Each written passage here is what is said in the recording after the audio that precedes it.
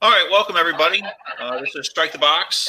Well, back for our second podcast or webcast. So tonight we were able to get our technical difficulties. So we have all four of our guests, or all four of us here tonight. Just as a little review, my name is Ben Waples. I'm a captain with the Salisbury Fire Department in Salisbury, Maryland. And we'll kick that over to Trevor, Chief in Palm Beach Shores. So go ahead, Trevor. All right, thanks, Ben. Good evening, everybody. It's Trevor Steedman. Ben said I'm chief down at Palm Beach Shores. I've had the privilege of working with Bobby for several years up in Ocean City and also teaching with Bobby and Ray in different places throughout the country. So hope you all enjoyed this evening. I've got to say this, put in the editorial comment right off the bat. Bobby and Ray are probably two of the smartest people I know in the fire service. I was talking to Ben the other day about a conversation. You guys may or may not remember it, but I think we were down in San Antonio after training, and Bobby and Ray and Dennis Laguerre were all having a conversation, and I felt like a brick with opposable thumb. So you can absorb a lot from these guys. They have the numbers, they have the background, they have the experience. So I'm looking forward to learning just as much from them tonight as I am running my mouth. So with that, I'll pitch it over to you, Bobby. After training. Well, welcome everybody. Glad to see everybody here. It's a nice day outside. Finally here, the wind laid down a little bit where I'm at, so I got to get outside. Welcome, Ray. Appreciate you coming in and talking to us. So I have 32 years in the fire service. I'm currently a lieutenant in the City Fire Department, and I take care of the training for the department. And looking forward to our talk. Ray, how about you, man? Welcome. Thank you for having me. It's a pleasure to be on the show. I'm basically sequestered, as most of us are, and hunting down. And like I said, it's going to be a good show. Our topic is good, and I'm looking forward to it. All right, great. So in case everybody wasn't sure what we're going to talk about tonight, you all recently released a report that Ray was a part of. So we've got Ray here tonight. We can pick his brain. But the report was that from a research study on coordinated suppression and ventilation practices in single-family houses. So prior to this, we sat around and discussed and have some questions that we're going to throw at Ray, since he was intimately involved in the research and was there for that, and get his responses and hopefully build off of that and get some questions going and see where we go. So for tonight, why don't we get Bobby to start with his first question and see what he has to say. Okay. Well, Ray, it's good to see you again, sir. One of the things I looked at the study is 500 pages, so it's kind of a lot to digest in a short period of time. So I kind of looked over it a little bit and saw the things that you guys worked on. My question is, I saw that there's some tests on second floor residential fires and first floor kitchen fires, and I knew that you had tested the transitional attack versus the interior attack. Can you talk to us a little bit about what you guys found out, what you experienced with all of that? Sure. This coordinated attack study is built basically off of the previous study, I believe, the fire attack study, and a lot of what we learned in the previous study is in this study as well, and is further developed as well. We looked at in the previous study, which I was part of, the fire attack study. We looked at interior attack. First time really that they looked at interior fire attack. They had already examined exterior fire attack quite a bit, or some people call it transitional fire attack. UL spent a lot of time looking at that, but in the previous study, they also, of course, introduced the interior fire attack. Now, this study basically built on that, and I was lucky enough to be grandfathered into this study with three other panelists, and that was the first time they did that. So this is the second study I've been involved with, and basically one followed the other. So in this study, we used real buildings. In the previous study, we used constructed buildings that were built in their burn lab in Illinois. And in this one, people wanted to use actual buildings. So the variables, there's always variables, but they tried to control the amount of variables while still using real buildings. So this gave us more of a true to life example of what happens in these buildings. And the results, of course, are there to read. Now, this report, like you said, this is only a third of the actual report that's going to come out. There's going to be 2 more sections. One will be the commercial and one will be the multifamily fire tests that they're doing or they've already done. So there's 3 parts. The single family home, the most common home fire in the United States, was looked at through the lens of interior fire attack and transitional fire attack. Exterior fire attack first, followed up by an interior fire attack. And it was interesting. I was at the location. We did a lot of these burns in Ohio. And I was at the field experiment because the panelists are invited to go and look and help with any questions that might come up. So one of the questions that did come up that was kind of interesting was fire on a second floor. Now, they were going to simulate that one line was doing this, but basically they weren't going to use one line, they were going to use 2. But what we wanted to simulate was the time that it might take if somebody went down the B side of a private dwelling, set up for an exterior fire attack on a second floor bedroom, and then repositioned the line to the front door, got that line set up again, and then went up the interior stairs to the second floor. So there were several panel members there, and we had to discuss and figure out kind of quickly what was an average amount of time that might take 2 firefighters to do.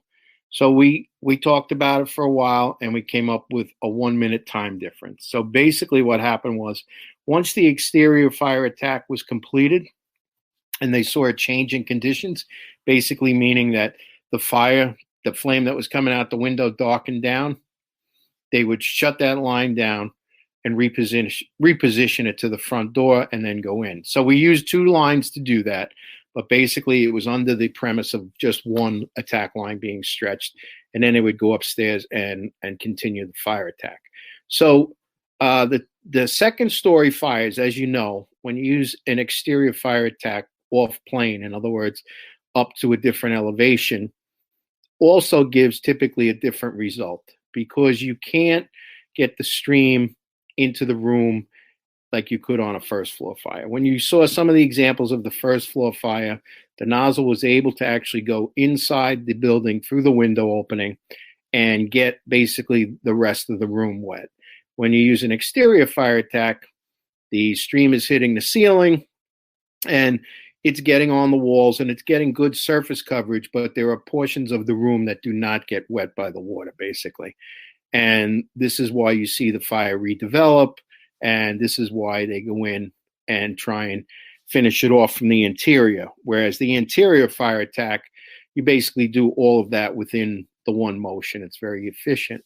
So the difference there is the stream is not on the same level, and this gives us a different result. And this is to be expected, basically, anytime the stream is used, what we call off plane. Interior fire attack, you basically do all of that. All right. So as far as tactically, you pull up to that, that residence and you have that. Is that something where we should look at and say, hey, we've got the staffing where I can put one person outside and they can knock it from the window, and then while our other crew stretches for that second floor? Well, of course, that is a tactical option for companies, of course, but we all know that a lot of departments, the staffing is not as high as we might like. And even though that sounds fairly easy to do, it's not as easy to do as it sounds on an initial blush. That line that goes down, and they had a great house there.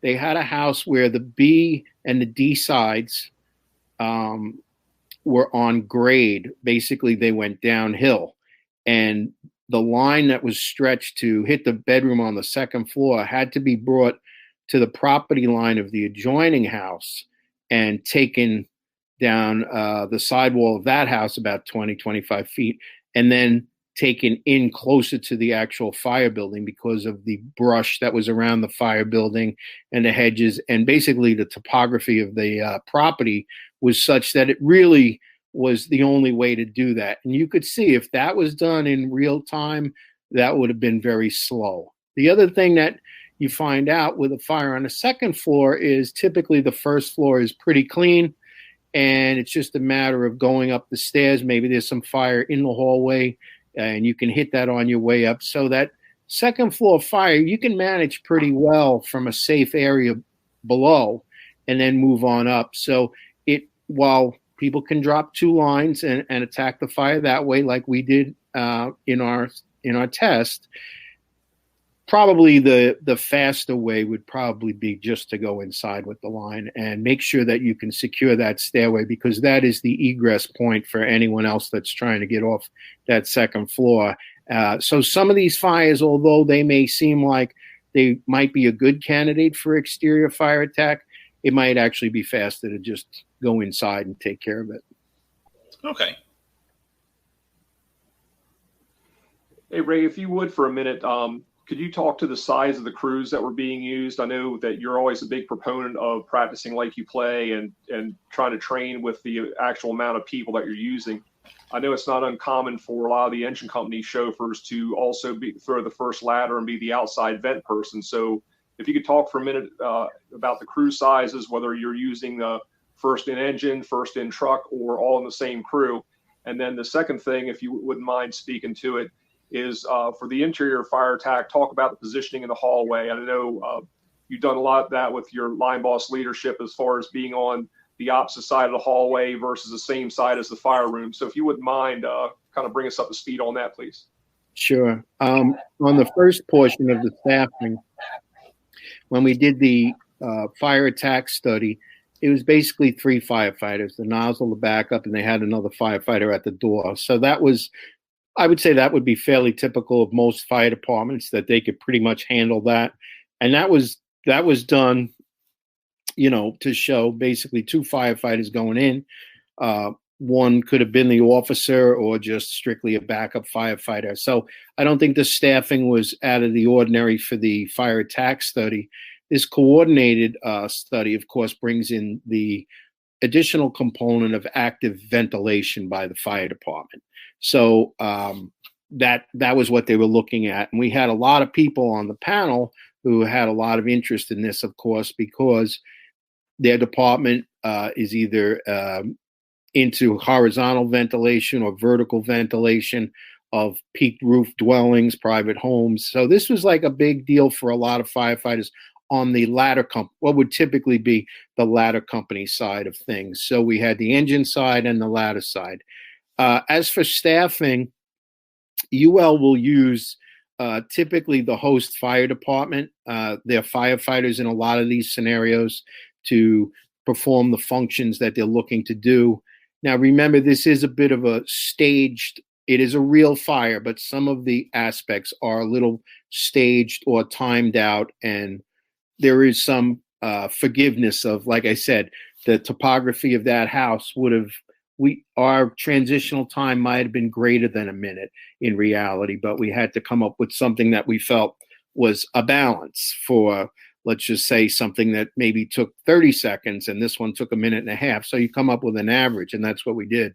So I remember one of the components where we took the front windows of the house, is a 2-story house, took the second floor windows in the front, and they were going to climb up the ladder and then do it. And I talked to Robin Zavotek, who was coordinating the effort there, that I said, I think we're going to lose a lot of time if we do that. I think we just need to stage these people on the porch roof. And when we give the signal to vent, we give the signal to vent. Now, these differences aren't astronomical when it comes to what goes on. UL is smart enough to figure out, what the differences might or may not be, because they run tests with basically nothing happening and as sort of a baseline, and then all these other things that come into play. So there aren't 500 experiments on each thing, though. That is true. But I think you have to find a happy medium. These are difficult tests to organize. They take a long time to set up. And I would say that they do have the vested interest of the fire service at heart, because we're there to make sure everything goes the way we think it should go in the field. And they've been very forthright with making sure that things are well balanced. So for staffing, I wouldn't say it was heavy at all. I would say it was pretty much average staffing that they used for all the experiments. And I just saw somebody asking me something about, sometimes they might see a few firefighters on the line during some of these experiments. We did some commercial buildings as well. And yes, they're on the line, but they're not, necessarily impacting it in the sense that we needed them there. They're there, they're participants, they get involved, but I don't think it really impacts what we're doing. So staffing, I would say, was fairly average for a company, within the United States. As to the other question, which was, I feel like a reporter here. The second question, which was about going down the hallway.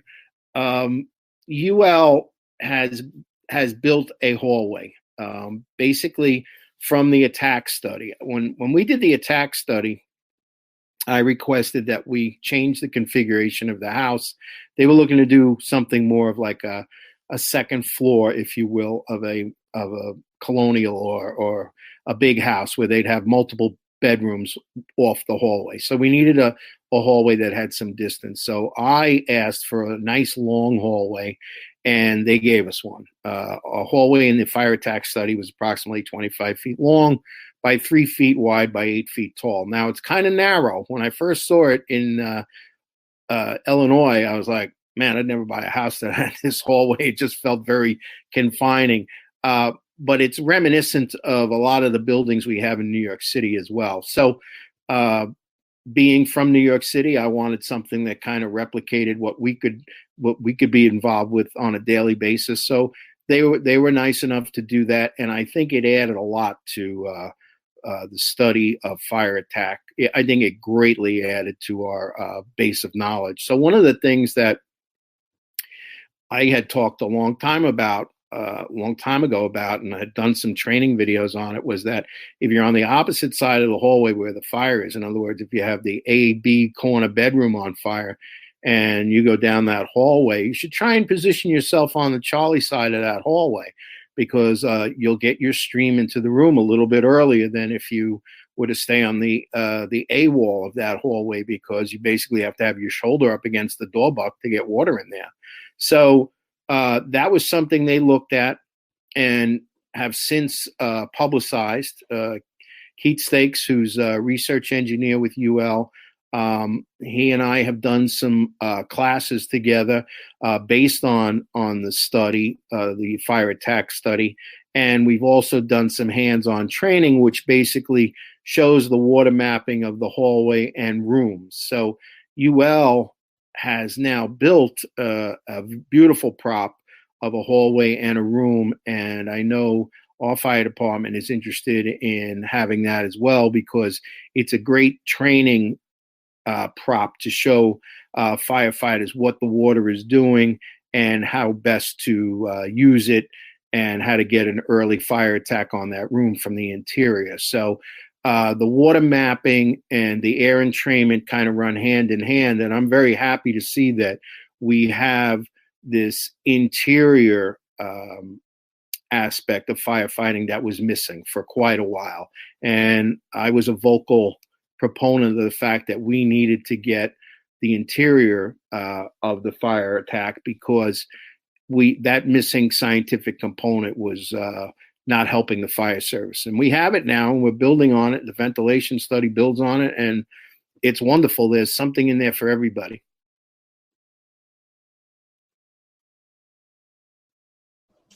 Good deal. Thanks for that, Ray. And one of the reasons I asked about the staffing question, I think it was 2010, give or take. You probably remember the NIST report, the Residential Fireground Field Experiments, and that seemed to be very heavy on staffing. And I know they used the National Capital Region and their typical staffing on the first alarm box assignment, but for the majority of the country that runs probably with 2, 3, if they're lucky, 4 people on the engine. That's refreshing to hear that you guys kept it in a really realistic realm that we can apply, because a lot of people are looking for that. How do I apply it to my local department, and how do I translate the information and use it? So I think you guys did a great job on that. Yeah, I think there's some things that should be done sequentially and through coordination, and I think that's a way that your staffing, if it's not as high as you might like, gives you the opportunity to at least control what people are doing, and the sequential aspects of fire attack is something that the fire service really needs to look at, so that staffing is not just this crutch that we're always leaning on. The fact that we have a better plan that uses more further detailed coordinated activities, I would say, and that'll help us out quite a bit.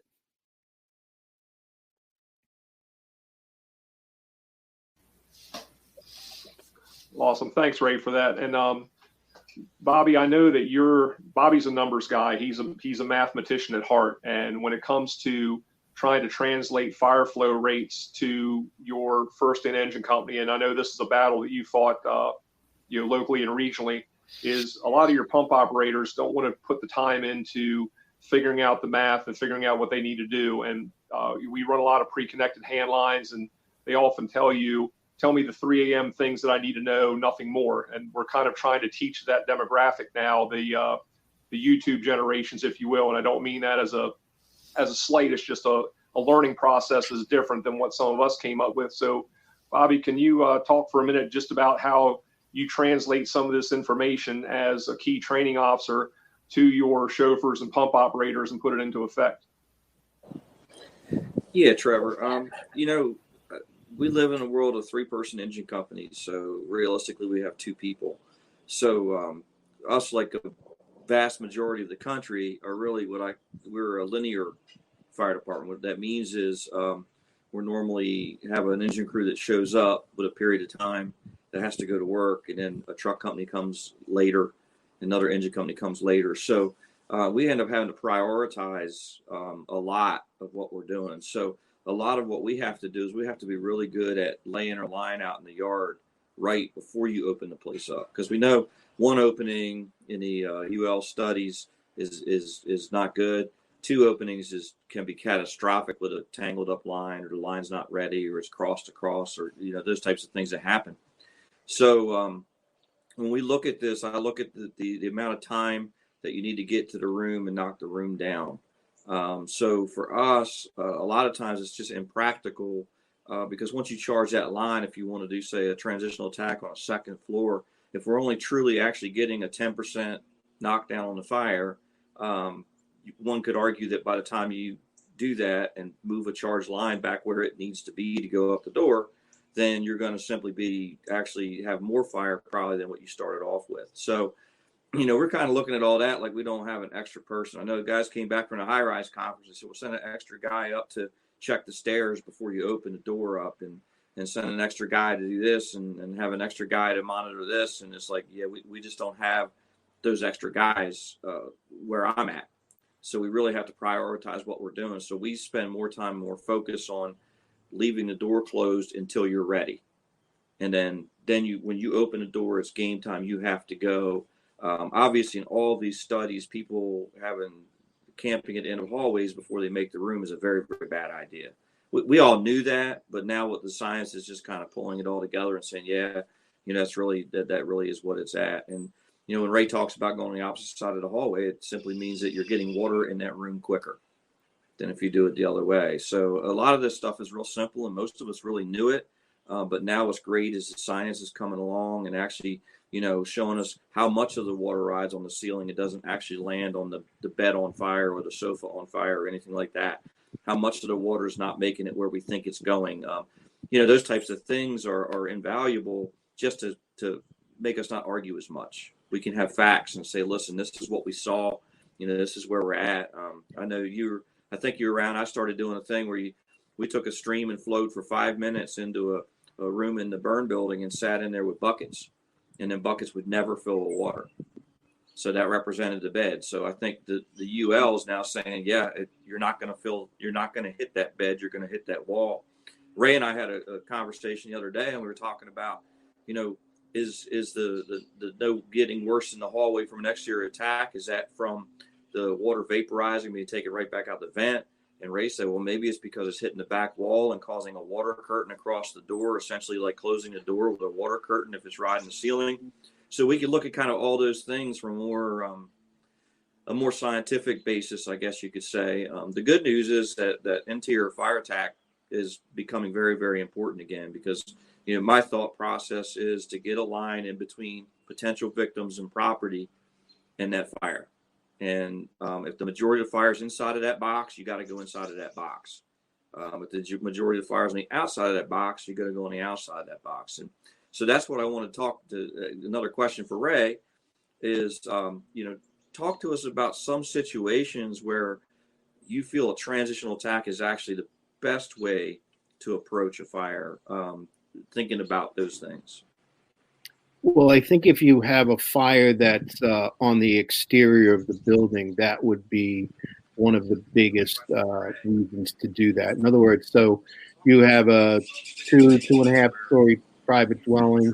You have a car going on you pass the building, let's say, and now you're on the Bravo side. Your apparatus on the Bravo side, but on the Delta side of the building, you have a car on fire, and it's going up the siding, and it's possibly getting into the eave line of the house. You have to hit that fire, and basically, the prevailing theory now is hit it up high. Try and stop that fire from going into the attic space of that house, and then bring the line down and hit the main body of fire. Now, again, you may not put this fully out, but you definitely have to take the energy out of this fire and not just go into the interior. You got to work this outside fire and then bring the line on to the inside and see. And this should also help you determine which part of the house is more involved. I mean, you're going to have to check the first floor, obviously. You wouldn't just run upstairs necessarily, but it could give you a better indication of which part of the home has fire in it. What part has fire in it from the outside fire. But that would be a perfect example of when you need to do that. Other examples have always been with us, things like heavy forcible entry issues where we maybe need a saw to cut our way into the house because they've got a gate that just can't be forced. People that are entrapped, wind-driven, hoarding conditions, things like that. Things that have always been around where we need to take some energy out of the fire. If you're on the steps of a house, a lot of times fire that's coming out of the windows is putting a hurt on firefighters until they get inside, something like that. You could certainly take a hit on that before you move in. So those things have always been with us. Whatever is up to the engine officer to decide. But when you bring a line a far distance away from your main entry point to do something, it could be much more labor intensive than it might be worth. But again, that's up to the people on scene to do. But the one I would say for sure, if you have an outside fire, you need an outside hand line. And that could be the interior hand line as well. But you definitely have to take some of the energy out of the thing that's impinging on the house. And then the next thing you know, you have fire up in the attic because you didn't do anything. And the other thing is, now if you bring the line inside, you really have no idea what the status of the fire is, and you're hoping that somebody else puts a second line on that. That's not really the best way to operate. So, the thing that's impinging on the house. Okay, thanks, Ray. Yeah, so one thing to remember when we're talking about these types of attacks is if it's from the exterior and you're not having to move the line down a hallway, we don't necessarily have to tie up our entire crew. So in the world of not a whole lot of staffing, even if you take your driver, operator, and let them have a line and say knock down the single car garage that's burned, while the other crew is getting a line in between that garage and the victims and the property, I think we got to remember to not tie up a 3 or 4 person engine totally on doing something like that. We can actually kind of divide and conquer and have somebody else, traditional master stream attack off of an engine is probably a good example of that, where the firefighters can be stretching the line and doing the things they need to do and forcing the door and getting inside of the building to potentially rescue people or to at least keep the fire from the rest of the building while somebody else is doing it. So I think, sometimes we look at this in a linear approach. It doesn't make sense to some firefighters, but remember, it doesn't have to be on the outside. If you're not pushing a line, you can flow quite a bit of water by yourself, as long as you're not pulling that line somewhere down carpet or things like that. So it's just some of the things that we need to think about in the fire service. Is we need to think about, we need to make our situation better for those people inside, but we also need to get things going and get inside and get the people out. They may well be unconscious, need to get out in a hurry, and we need to kind of make that happen. So as I look at all the studies and look at all the things, I think we need to tie it together as a fire service, and it's really dependent on the staffing of your fire department. If you have a 5-person engine, you can do way different things than you can with a 3-person engine, which a 3-person engine can do a lot more than a 2-person engine can. So it's just, we got to take this information and digest it for a while. And we probably won't really have a handle on this, Ray, probably until spring. I mean, looking at all this different information and stuff coming out and kind of, mulling it over and looking at what's going on. Then you got to couple it with the other fire stream studies that Ray was involved in. Then you got to couple it with the ventilation impact studies that the UL did. There's just a whole lot of things that you got to kind of link together. And the message, like I said just last week, and I say it again this week, the biggest problem in the fire service, we're very impatient. We want stuff to happen right now. And if we start making drastic changes to our procedures and policies before we vet through all this information, we can do ourselves a disservice. I think that's kind of what happened with the transitional attack. Was it became like the golden standard, if you want to call it that. But people were really taking very limited information and making a lot of speculation about what it is. We just can't do that in the fire service. We need to settle down, take a look at all the information, really think about it, and be consistent in our message. I think right now we know that going inside is the most important thing for the majority of our interior fires. But we need to look at all this stuff and kind of make it so we're more efficient. So that's pretty much it. It's great to hear from Ray and great to hear the different things that are going on in these studies. And I'm sure the next couple are really going to be good. So I got to do my homework before the next one comes out. When's the next one come out, Ray? It's coming out soon. It'll be the commercial portion. That'll be the second piece that comes out. It's right now been given to panel members to review. So I don't know when that's going to happen, but it's in the pipeline. Let's put it that way. One of the things I would just like to add on to what you were saying, Bobby, is that when you assign someone else to, let's say, take care of an exterior fire, let's say, like you said, it's a garage and the balance of the company goes interior. I don't have an issue with that. I think that's a good idea. If you can split that crew, that's good. And I would say that the majority of the American Fire Service is well set up to do that with pre-connected hand lines. Now, pre-connected hand lines can, sometimes they get dinged on a bit because they're basically very one size fits all. And sometimes people overstretch with them and that causes issues. But it also gives a single firefighter the opportunity to rapidly deploy a hand line, a short distance hand line. So that is advantageous to the fire service and small fire departments.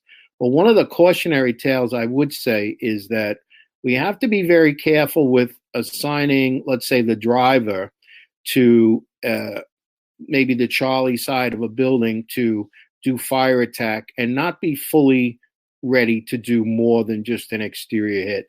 And I would say that the cautionary tale for that comes when we have the low a low fire, a low entry, and a high exhaust fire. So in other words, the lower floor of a building, let's say the basement or first floor, the room is on fire there, and the firefighters are trying to gain access to that from a level above that in the front.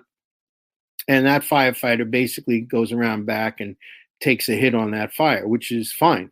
That works. But we could also be faced with a situation where that's not enough. In other words, that initial knockdown is not enough, and there's more fire beyond that point that can't be readily seen, but the effects of which are being felt by people above. And they can't necessarily do anything about it because the challenge of going down a superheated stairway is still there. So we may get some good traction out of that firefighter being in the back, but being unable to advance on the inside because they don't have SCBA or they don't have all their PPE on is a concern. So somebody hitting a small bedroom on the same level from the rear, some people want to do that. We've never really studied low gallonage hand lines like booster lines. So while they can work, we don't get into recommending that because that's out of the purview of the study. So people have to be careful about, take what's written, understand the parameters that the studies were used within, and be guided by that. When people start doing things that aren't on the previous script and saying that it was, well, that could be a problem. So it's just something I've seen in the multi-family dwelling. There's going to be a fire just like I described, and you'll stay tuned for those results. But that's always been a problematic fire. Bill Gustin just wrote a piece on that. Basically, he had what he called a cellar fire on the fourth floor. He basically had a duplex down apartment fire, and so that's a concern when you have that low air entry and the high exhaust. And we know that the fire service has taken. We've had fatal fires with that with our own people, so that's something to be careful about.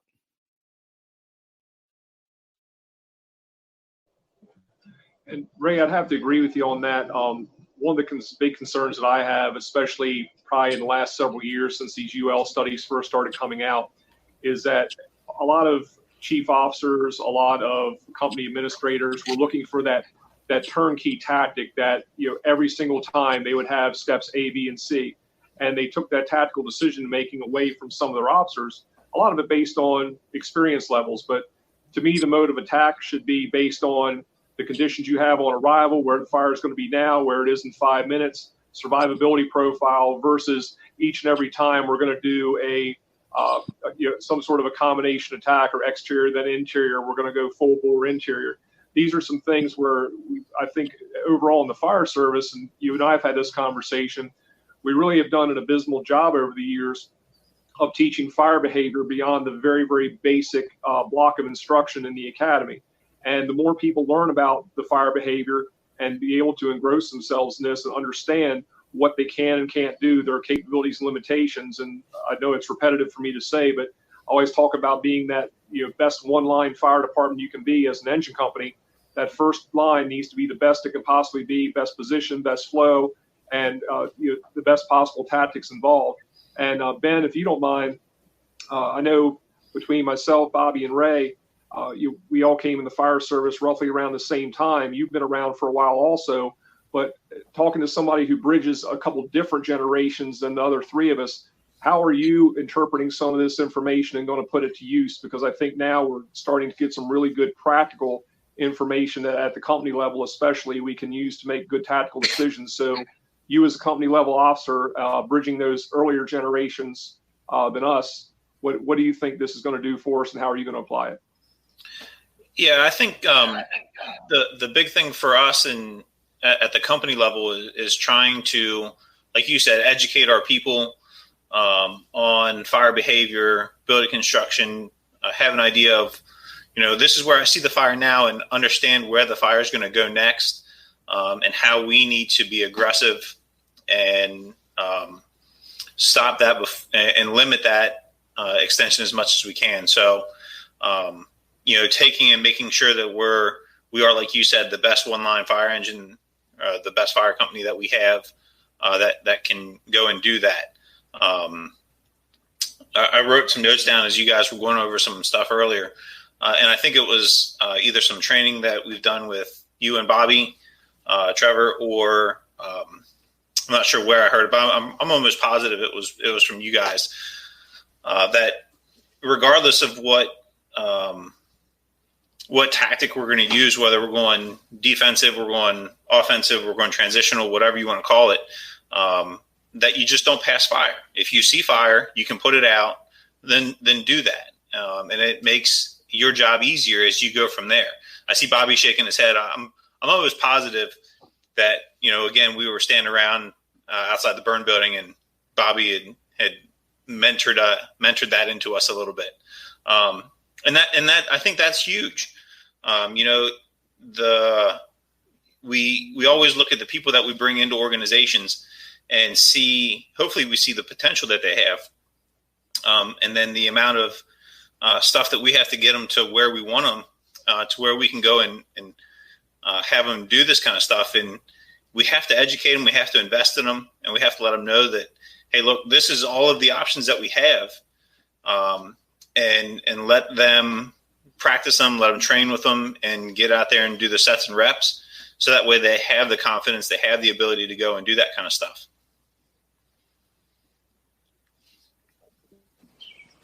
Yeah, and I think I want to emphasize what I talked about last week too. And that is that while we look through this information and we get these new reports and we look at these things, and Ray, last week I talked about that small training companies tend to react too quickly to information sometimes and can go down a bad road.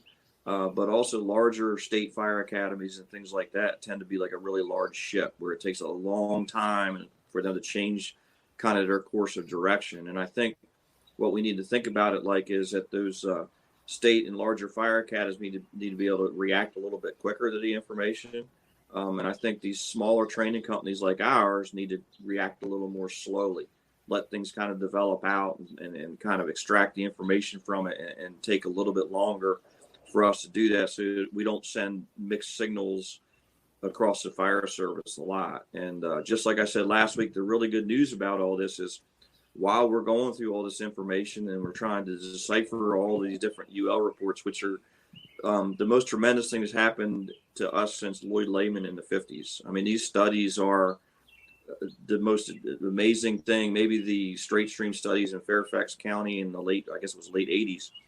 But this is the most significant research I've ever seen in my fire service career. And so that information can be great.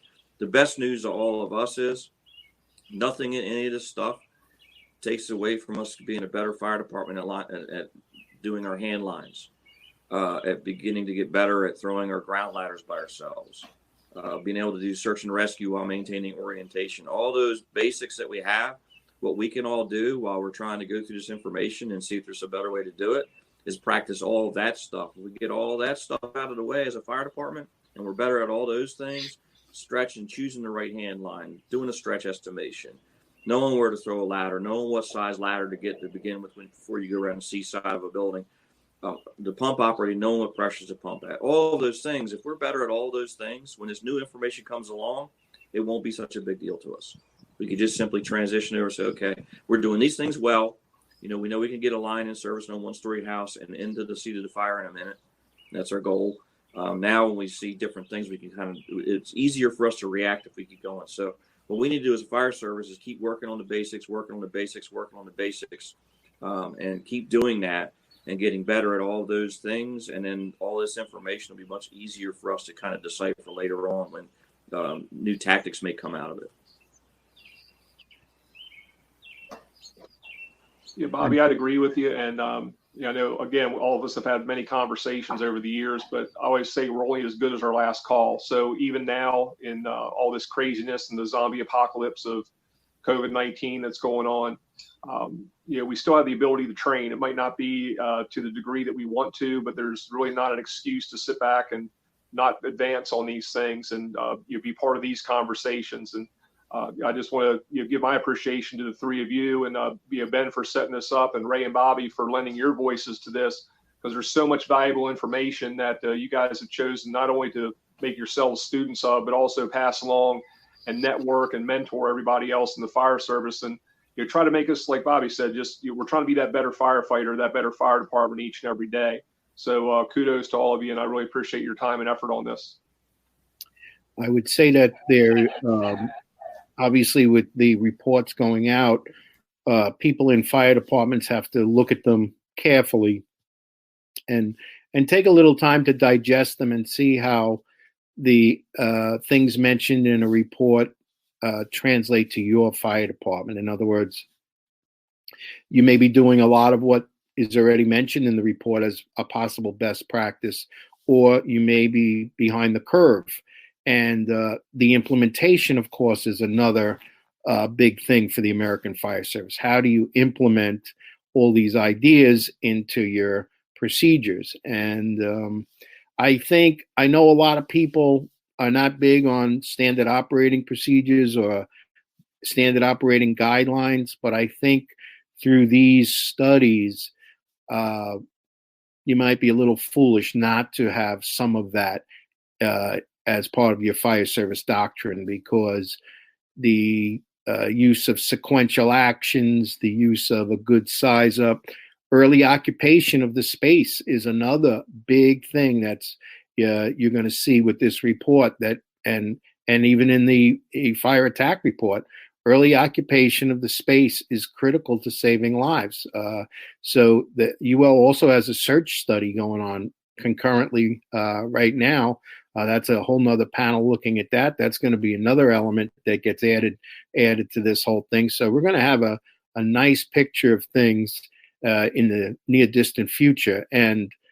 But implementation is hard, because some fire departments move at a snail's pace, which is not always bad, because then they're not taking on things that are incorrect necessarily. Sometimes people jump too fast on things.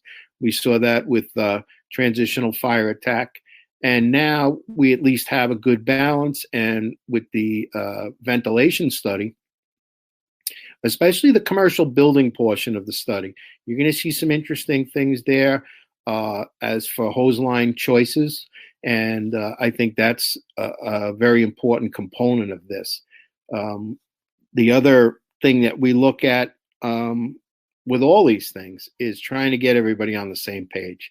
And that is really the daily task of a fire department, to make sure their members know what they're doing, and to develop, whether it be through drills or the written procedures, that we really need to have firefighters fully understanding what the operational parameters of a fire are and what their role in that fire is. And when we don't have that, we have issues. And, everybody wants to minimize the problems on a fire ground. Well, one of the biggest problems is, and I've said it before and I'll say it again, firefighters don't read. And we need firefighters that are into the job. And it doesn't require you to be doing it 8 hours a day, but it does require some of your time. And if you're really proud to be a firefighter, you should be proud to study what's going on in the fire service with your own department and outside your fire department. Have an interest in a job that can impact your life. Yeah, Ray, I was just going to, we're at like 50 minutes, and as part of wrapping it up, I was going to mention a lot of the things that you just talked about. Like you mentioned the transitional attack and all that stuff. When that first came out, that was, it was like the best thing since sliced bread. Holy cows, transitional attack. You should never just, it was the way to go. And like you see a lot of people, that's nothing new that the fire service hasn't done before. It was called something different. Now we're calling it transitional attack. Everything is cyclical in the service. And then talking about having policies, I agree that, we need to have policies, we need to have guidelines, all that kind of stuff. And we need to have something so that way everybody is on the same sheet of paper and knows the expectations. But again, still allowing, you guys to pull up to a house fire and say, hey, wait a second, I know the policy says this, but this is something outside of that realm, and giving that first arriving engine company officer or whoever it may be the ability to say, hey, wait a second, we got to change our roles and we got to do, X, Y, Z. And we're going to jump down in that policy a little bit before we come back and do our first couple. And as long as we communicate that out to all the other responding units, then there's no issue with that. And I think that's another thing that the fire service is just, it's hit and miss on what you get with it. But as far as the communication, we're going to change our tactics for this for a brief part of this call, and making sure that gets transmitted out. But, do we do that with everything else? Like we talked about with these studies coming out. I saw the link pop up for this last report. And I was excited, like, heck yeah, we're going to read this, going to see what we got going on. And I download it, and it's like, oh, that's 500 pages. I don't know if I'm going to read that this soon, but holy cow. So in preparation for this, going through and, trying to find some of the bigger things, the tactical, I forget which section it was. I have it over here somewhere. But where it really speaks to how operationally we need to look at it and see where we need to go with this research, was the big thing I kind of flipped through, just to get ready for this. And now, go back and study how did they set up the each experiment, each evolution, and, what were the specifics for that. And that's all stuff that, a lot of it's not fun reading, but you have to understand that before you go in and you read the results and the tactical decisions and all that kind of stuff to have a full understanding of the whole thing. So that way you don't get this is how we got to do it, but it really doesn't make sense when you go back and read that maybe it doesn't apply to your department the way that it was set up in the evolution and the experiments. So why don't we kick it around the square one more time? We'll kind of wrap it up. So Chief, why don't you go next and drop a little knowledge on us for us before we go? Pretty much all my knowledge is spent. That's all I got. I don't have any more than that. But now I just want to thank everybody for being here.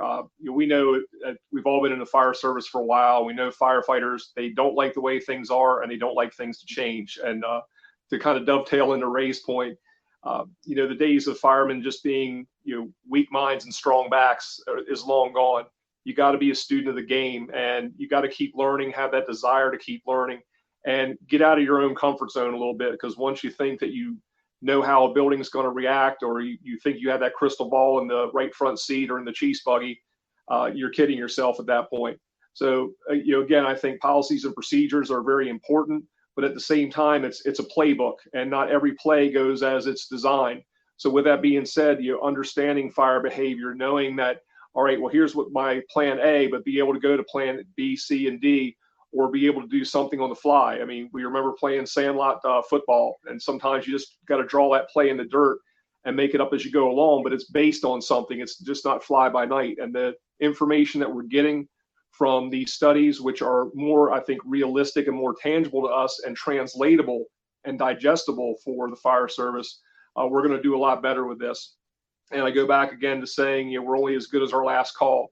We should always look at ourselves, realize that our skill sets are perishable, and that we need to constantly practice. And yes, people get tired of the basics, but have we mastered those things? Are we going to practice until we get something right, or are we going to practice until we really can't get it wrong? Or if something does go wrong, it's recoverable for us. And I know Bobby teaches a lot to that also, is that, hey, you're going to mess up a stretch from time to time. You're going to have a pile of spaghetti when you pull that cross lay, but you just can't throw your hands up in the air and call a timeout or take a mulligan. You've got to be able to recover from it and get the job done. And keeping a focus on what we do on a daily basis as firefighters and having that pride in the industry. So, again, I just want to thank everybody for being here tonight, and all of our panelists. These are people I have a great deal of respect for in the fire service, and they're taking us forward. So thank you all very much, and everybody stay safe. All right, thanks, Trevor. We'll kick it on down to Bobby. Oh, thanks, Ben. So yeah, it's been a fun time. It's been good listening to Ray and hearing the things that have been going on in the fire service. Just to kind of wrap things up, we have about 450,000 working structure fires in our country per year. we kill between 2,000 to 3,000 civilians in those structure fires. We kill about 10 firefighters. And of those 10 firefighters that unfortunately pass away, many of them are medical emergencies that happen inside of the actual building. So the numbers say that interior attack's okay. So we need to go back to our default needs to be that interior aggressive fire attack, because that is what's going to save that 8-year-old in flannel pajamas. So just hold your heads up high, teach people to be comfortable working in those conditions, teach them to work well in those conditions and quickly in those conditions. But we all got to start thinking about defaulting back to interior firefighting. Let's go get these kids out. Let's go save these properties. Let's minimize the loss. That's what we all signed up for. It's what we swore to. So, and we'll keep looking at other information. There's a better way to do it. We'll come up with it. But right now, as I look at all the different studies and trying to go through all this stuff, it still seems to me that the most effective way to save that 8-year-old in flannel pajamas is get that line in service and get that kid out. So thanks a lot, Ray and Ben and Trevor. It's been awesome talking with you guys, and I will pass it over to Ray.